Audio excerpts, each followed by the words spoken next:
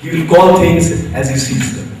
And this is what really makes him a very endearing person. Of course, a lot has been said about his architecture, a lot will be said about his architecture, but very few people talk about him as a person. And I find that he is one of the most friendly persons that I have come across.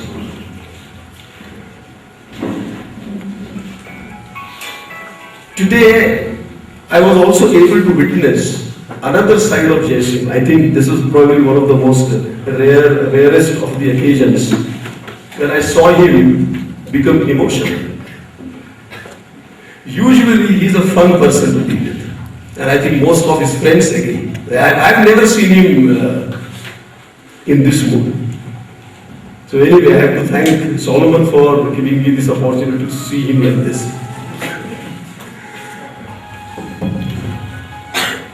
Friends, I think though this is not really the right opportunity and time to talk about it, but since as we were coming to the venue, your chairman and Jaisim also said that maybe since there is a gathering of few architects here, you should talk about some of the issues or you should raise some of the issues so that maybe people can think, and in the evening later on, it can generate some bit of discussion.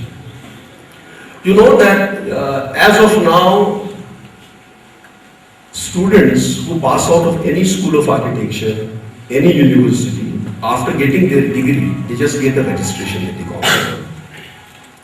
And there are certain changes which are on the annual.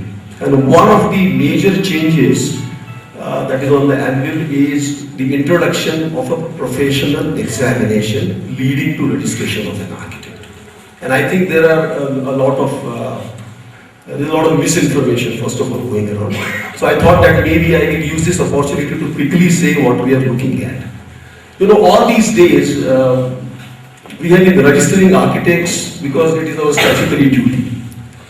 But why is it our statutory duty?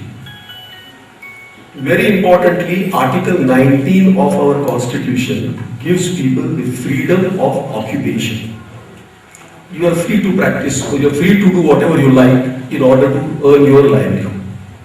But under subsection 6G, there is a saving clause. It says that though there is freedom of occupation, certain professions can only be practiced by people who are trained to do that. And there are 4 professions which are identified there. One of them is, of course, the profession of law, medicine, then there is architecture, and there is the accounts. There is the accounts profession.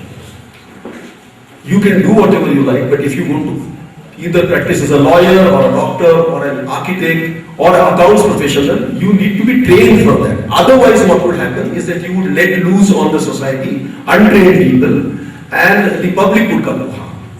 That is the whole scheme of things. And then in order to ensure that only professionals who are trained as professionals would be allowed to conduct a profession, you have councils under Acts of Parliaments. One of them is the Council of Architecture. So when you register someone, it is our responsibility and duty to ensure that a person who is registered as an architect has the wherewithal or has the ability to practice as an architect, so that the society is not taken for a ride.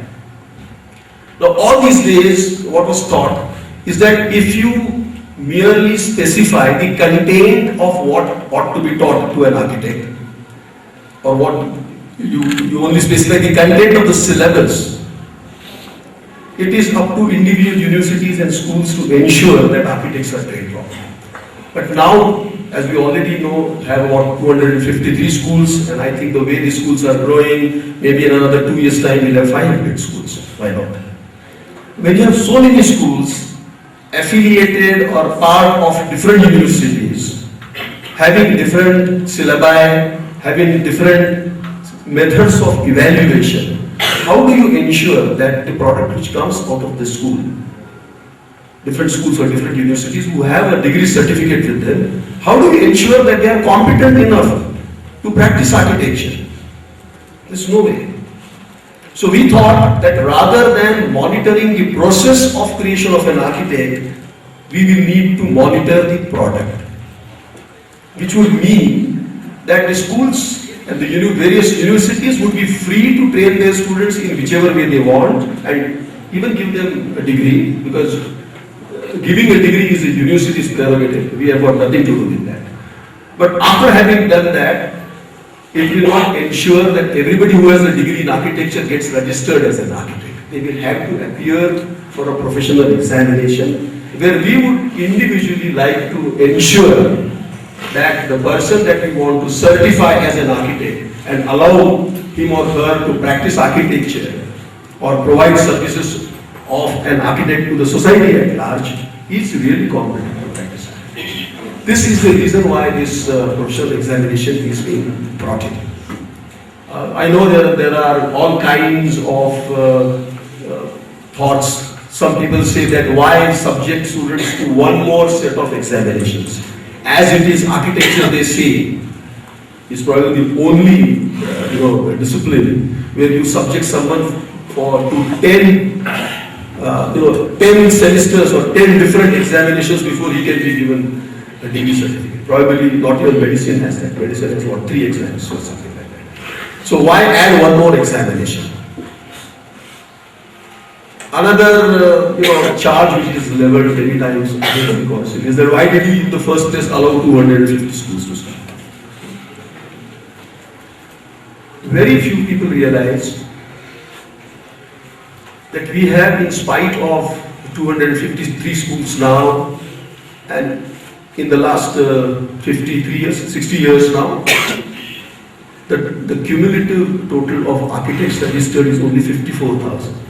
I know that 15,000 out of these 54 are either dead or too old to practice. It effectively leaves about 35,000 architects. Let's quickly compare that with other professionals in India. We have more than 6 lakh doctors practicing allopathy alone. I'm not even considering other methods, Ayurveda or Unani and homeopathy. Just allopathy, more than 6 lakh doctors. More than 8 lakh accounts professionals. More than 10 lakh lawyers. I'm sure because we fight a lot, we need more. We have more than 10 lakh lawyers and we have only 35,000 architects. What is the end result? We also did some surveys and we found that when 200 buildings get constructed in this country, only one has had the benefit of the services of an architect. 199 out of 200 are done without the services of an architect. What does it mean? They don't know. The perception about what is the role of an architect is very different in the society. They say that if you want to build, you can go to anybody. But if you want to build something which looks slightly different, then you go to an architect. That's why this whole question of someone saying that, you please come and do my facade for me. There was even a convention of facade architecture in Bombay. I mean, this is what is happening. Because we have allowed it to happen. We have not allowed all these years new schools to come up. 7 years back when I became the president of the council, there were only 68 schools of architecture. And when new schools started, a lot of people said, where will you get the teachers from? So I said, this is like, what came first, the chicken or the egg? If you don't have schools, you will not have architects. You don't have too many architects, a lot of architects, no one would go and do post-graduation. And then you don't have too many postgraduate architects, then you don't have teachers. So I mean, you have to make a start somewhere. And another comparable figure, a figure to compare, China has more than 6,000 schools of architecture. The city of Barcelona, which has probably the population of 40,000 or something, has more than 12 schools of architecture. Just one city, less than 40,000 population. So, by world standards, we are way behind in terms of number of schools and therefore number of architects. So, if you have so many architects, it is going to be difficult to control the quality of people who pass out.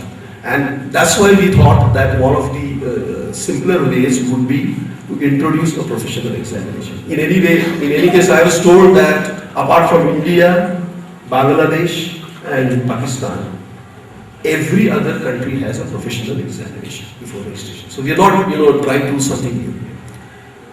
But of course, there are doubts. There are all kinds of issues which people raise. And I thought that wherever I get an opportunity, I must raise these issues so that all of you who are practicing architects and have come from different places in India can go back and start these kinds of discussions. And of course, along with this, there is also the other thing which worries architects a little more, and that is this whole question of continuing education programs.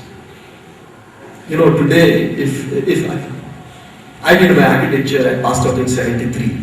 I'm sure from 73 till date, passed out in 73. I'm sure from 73 till date, so much has happened. So much of water has flown down the river.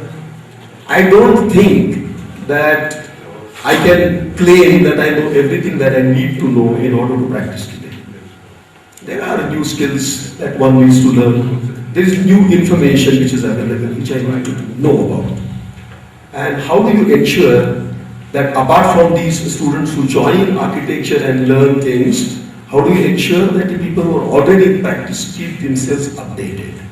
And for that, we are also toying with the idea of introducing some kind of a system of continuing education program where every architect will have to get some credits before the license can be renewed or before the registration can be renewed.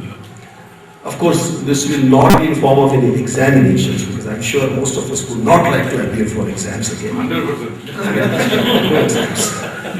However, none of us can deny that there is always something more that one can learn, and we must create an environment where, or an opportunity and a number of opportunities for all of you to learn something new all the time, so that you keep yourself updated. How it will be done is still a matter of discussion, but I would like to leave you with this thought that continuing education programs are here to stay, and sooner or later they may be part of our statutes, which means it will become compulsory.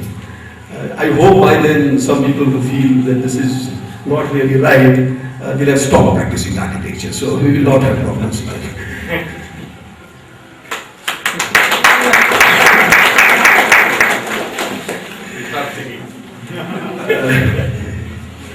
I know that I have already overshot the time given to me. However, I think it would be appropriate if I just tell you a small story.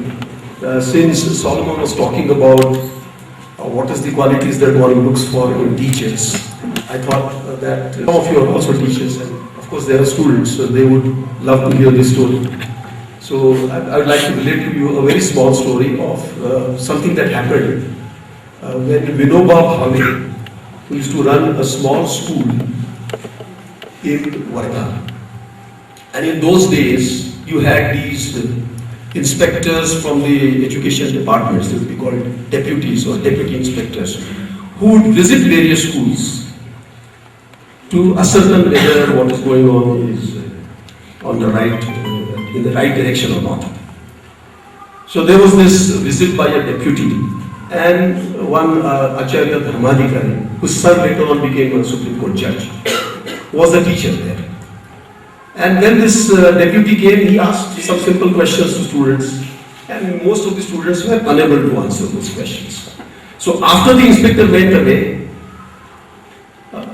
Dada Dharmadhikari went to Vinobaji, and he said, I'm very sorry about what happened. And then he used a Marathi saying which says, Adatats nahi to poryat utthun yena. Literally translated, what it means is that if there is no water in the well, how can the bucket get any water? And what Vinobaji said has struck me always as what is the crux of what a teacher should be like. Vinobaji said that you are a fool. If you think that you are the well, you are a fool. You are not the well. You are only the row which takes the bucket to the water. And that is the role of a teacher. The role of the teacher is that of a facilitator, who knows how and where the student can learn. How do you create an opportunity? How do you create an environment, learning environment for the student? I don't think the teacher can go beyond that. I have tried to practice this in my life. I'm sure that friends like Solomon also totally agree with this. They all want to become only ropes. None of us can ever hope to be whales. None of us are not even buckets. We are only these ropes. I would like to leave you with this thought. Thank you for giving me the issue here.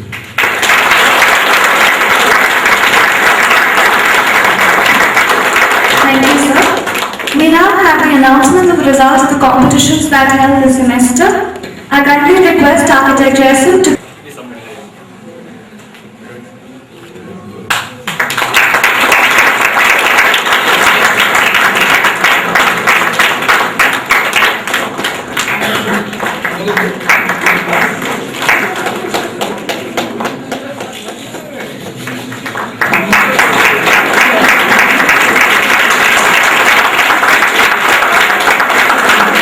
second place goes to Joshua P. Sebastian and Joseph Peter.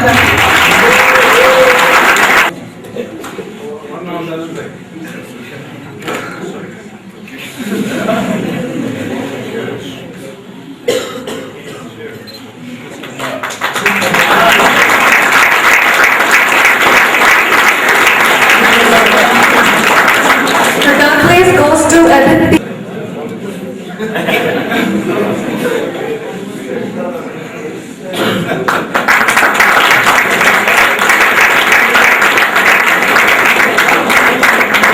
Participation prizes goes to Prasanna.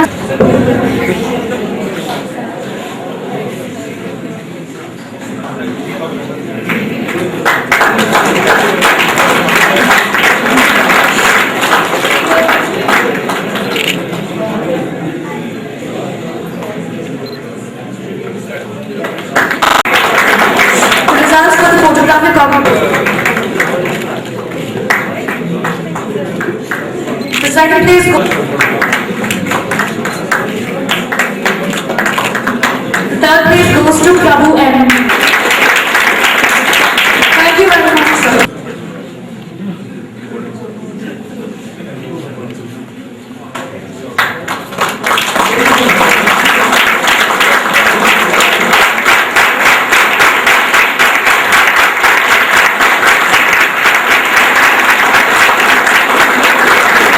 Thank you, sir. I now kindly request Professor Prashant, HOD Emma, to present the memento to our chief guest, Professor Vijay Swami.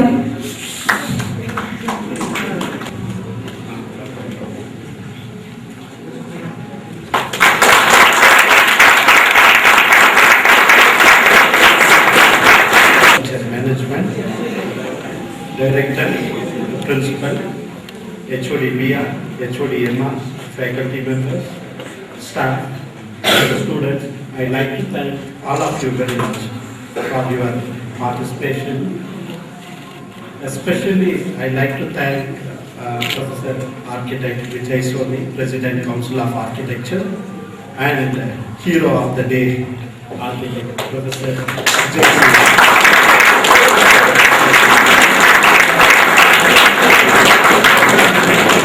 I believe we will not forget our first love, first kiss, first smoke, and first drink. I hope we will not forget about this, first architect channel award for Architect Professor Jai Singh and this wonderful day in our life. This day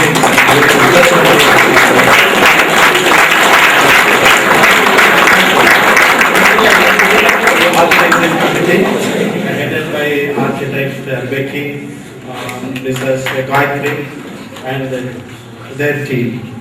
Thank you. Thank you. Function is over. Architects, students, and all those special invitees can interact with the President of the Council of Architecture and Jason on an informal with tea and snacks. Has it been organized?